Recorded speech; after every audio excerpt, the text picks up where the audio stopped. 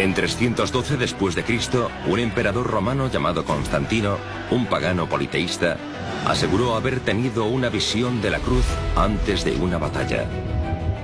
Tras vencer en la misma, se convirtió a la religión cristiana, la cual acabaría convirtiendo en la religión semioficial del Estado. Constantino quería aprovechar esta nueva religión para unificar un imperio romano que se estaba desintegrando. En ese momento el cristianismo era una religión poco organizada, un conjunto de iglesias con diversas creencias y diversas escrituras. El emperador pretendía cambiar eso. Sin embargo, se dio cuenta de que esta gente no estaba muy bien organizada. Y si algo sabían hacer los romanos era organizar las cosas. En 325 a.C., el emperador Constantino convoca el Concilio de Nicea para establecer los principios básicos del cristianismo. Reúne a los líderes eclesiásticos más poderosos del mundo para debatir la legalización de una religión cristiana formal. Una de las cosas interesantes que quedan claras es que sobre todo le interesa la unidad. Quiere que la religión cristiana aporte al imperio su base ideológica. La meta del Concilio de Constantino era unificar la fe, tanto en lo religioso como en lo político.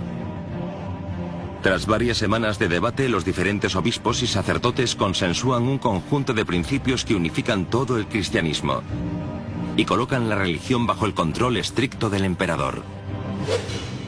Entonces utilizó su autoridad para decir: bueno, chicos, se acabó. Las cosas cambiaron de forma drástica bajo el mandato de Constantino.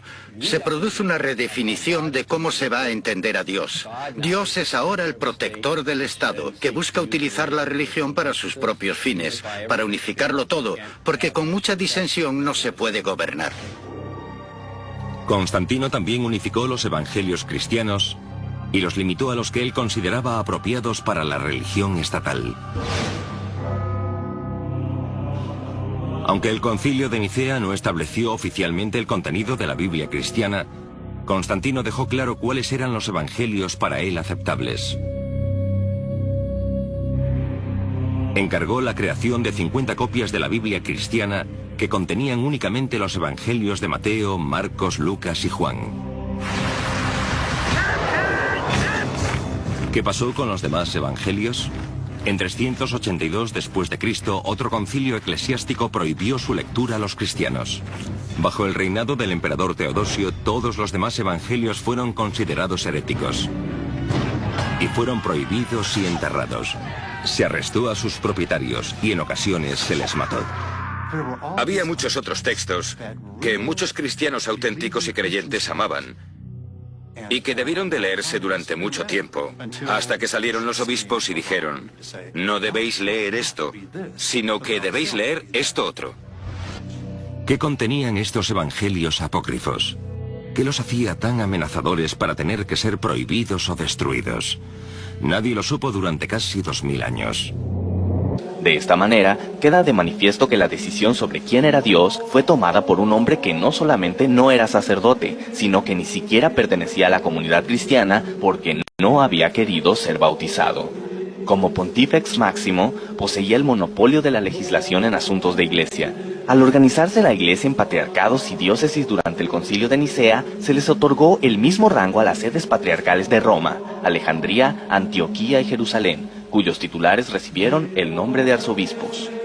El Concilio de Nicea había logrado confederar al cristianismo y vemos cómo construyeron un credo con el objetivo de poner fin a las reiteradas y enconadas disputas doctrinales. El término católico ya se empleaba antes del siglo III. De hecho, el primer registro que existe de este se encuentra en la carta del obispo San Ignacio de Antioquía a los esmirionitas en el año 110 después de Cristo. Donde esté el obispo, esté la muchedumbre, así como donde está Jesucristo, está la Iglesia Católica. Los estudiosos discuten si católico en este contexto significa universal o verdadera, auténtica. Durante las persecuciones, desde los primeros siglos, cuando preguntaban a los cristianos a qué iglesia pertenecían, decían a la católica. Bajo este concepto podemos entender que usaban el término Iglesia Católica no porque la iglesia así se llamara. Usaban el término católico para referirse a que pertenecían a la iglesia verdadera, es decir, la iglesia de Cristo, dando a entender que las demás iglesias eran falsas.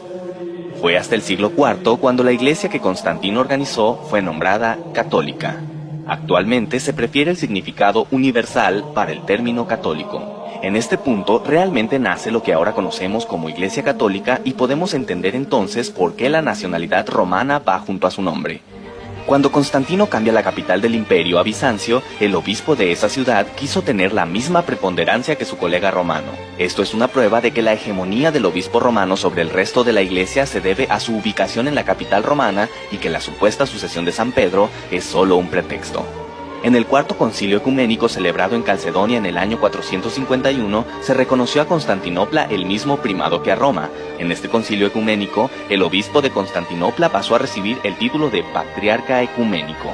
El obispo de Roma, León I, se opone a estas medidas y además decide resaltar su primacía adoptando el título de Pontifex Máximo que el entonces emperador romano, Flavio Graciano, había dejado de usar. Este deseo de primacía absoluta por parte de Roma conducirá, entre otros motivos, a que en 1054 se produzca el cisma de Oriente y Occidente, es decir, la división del cristianismo entre la Iglesia Católica Apostólica Romana y la Iglesia Católica Ortodoxa, que cuenta con 300 millones de miembros en todo el mundo. Pero Constantino no se enteraría de estos pleitos, pues moriría el 22 de mayo del año 337. Antes de morir, decidió que era el momento de bautizarse, y lo hizo en su lecho de muerte. Curiosamente, su bautismo fue oficiado por uno de los obispos que estuvo en contra del credo de Nicea, Eusebio de Nicomedia.